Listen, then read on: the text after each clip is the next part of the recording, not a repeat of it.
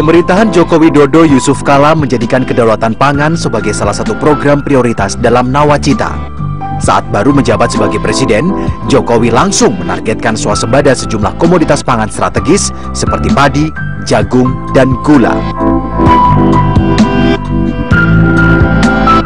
Salah satu program pemerintah dalam meningkatkan produktivitas pertanian adalah dengan mengembangkan pemanfaatan rawa sebagai lahan produktif. Sebanyak 34,1 juta hektar lahan digarap dengan 9,2 juta hektar diantaranya diubah menjadi sawah dan hortikultura. Lahan ini tersebar di 3 pulau besar, yakni Sumatera, Kalimantan, dan Papua. Keunggulan utama lahan rawa adalah ketersediaan air yang tercukupi sepanjang tahun. Sehingga meskipun kemarau, lahan rawa justru dapat berproduksi optimal. Sejumlah tantangan sempat muncul dalam program ini, antara lain mengubah pola pikir sebagian besar petani yang masih tradisional dan masih terbatasnya implementasi teknologi sehingga produktivitasnya rendah. Namun, dalam rangka mewujudkan swasembada pangan dan meningkatkan peran serta petani dalam pembangunan, butuh sejumlah kebijakan seperti penyempurnaan regulasi, kebijakan anggaran yang berpihak kepada petani, pembangunan infrastruktur, dan modernisasi pertanian.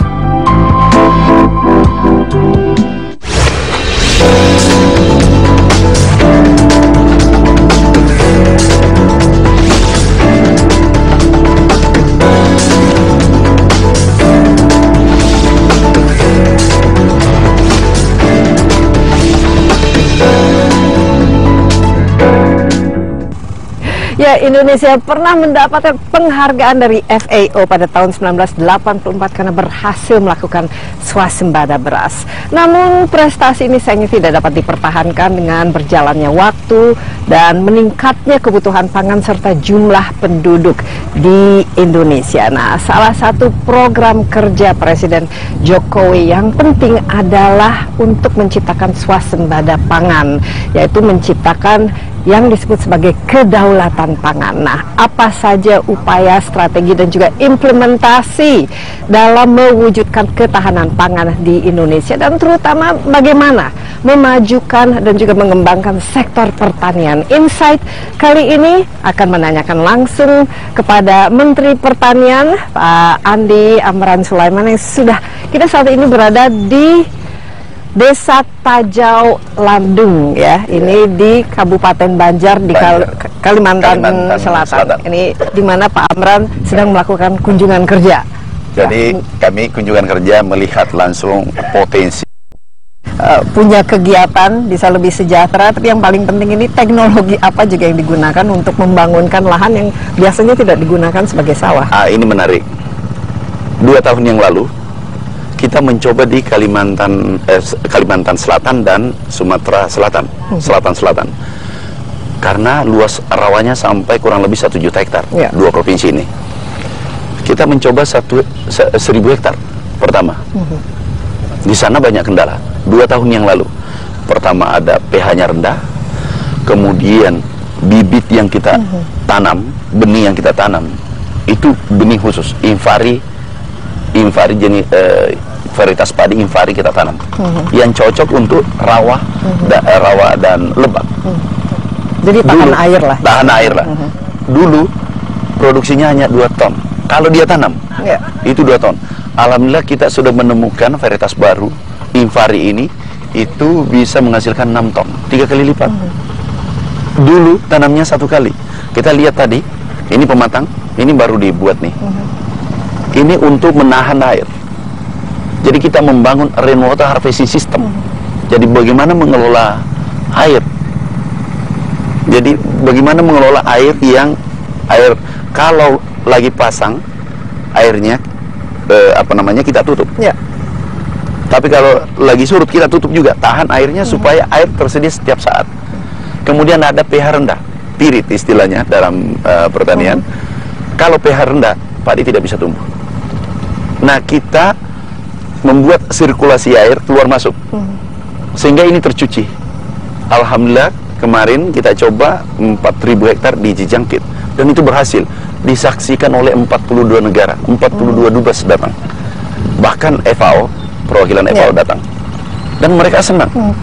Tapi ini kan berarti kan harus ada ya pelatihan juga para petani di sini ya untuk bagaimana menanam sawah di lahan yang asalnya itu rawa. Kemudian berarti ada juga alat atau teknologi yang berbeda lah. Ini bagaimana kendala yang paling sulit selama ini untuk membangunkan lahan tidur ini?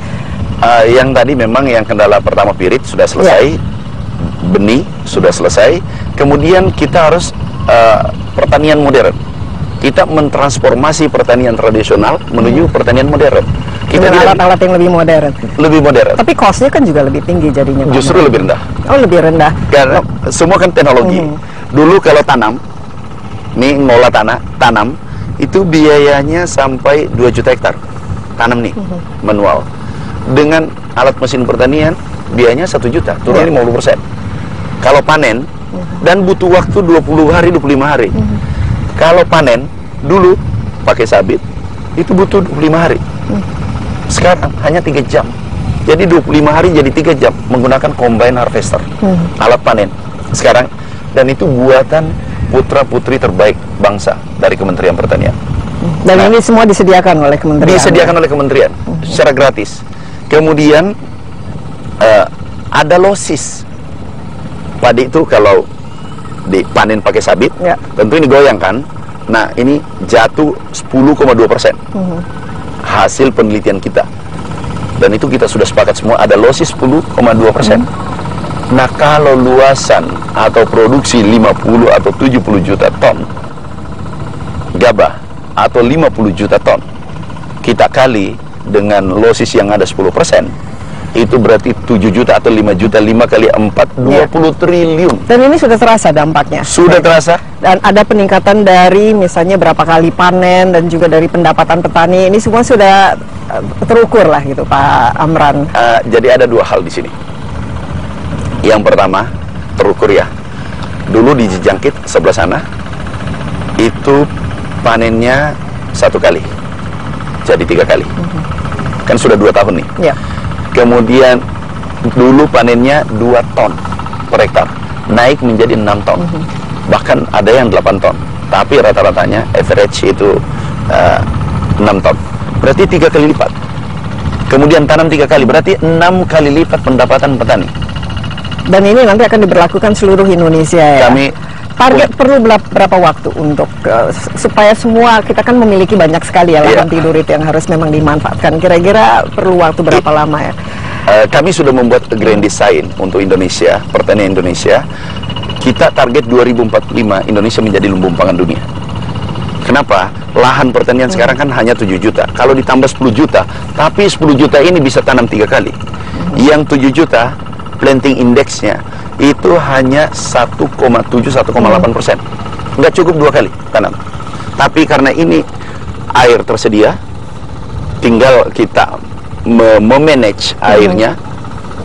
Jadi kita membangun bagaimana mengelola ini air, sumber daya, lahannya subur, airnya tersedia, ada air, ada kehidupan. Bahkan kami baru pulang dari Jerman, kemudian ke Korea Selatan, ke Taiwan. Di negara lain itu matahari tersedia hanya 6 bulan, kita 12 bulan. Tapi airnya recycle sampai 40 kali. Kita 1 kali pun terkadang tidak. Tanaman kekeringan, airnya selamat sampai ke laut. Mimpi besar kami adalah seluruh air hujan yang jatuh di bumi Indonesia jangan biarkan ke laut, harus ditangkap, diolah sehingga menjadi pangan dan protein. Iya, jadi tahun 2045 harusnya Indonesia menjadi lumbung pangan ya. Insya Allah bisa. Jadi sekali-sekali aku ditanya, Pak Menteri kapan lagi ekspor? Jangan impornya 100.000 ton. Ini yang dibahas. Tapi kita ekspor jutaan ton. Ini nggak pernah diangkat.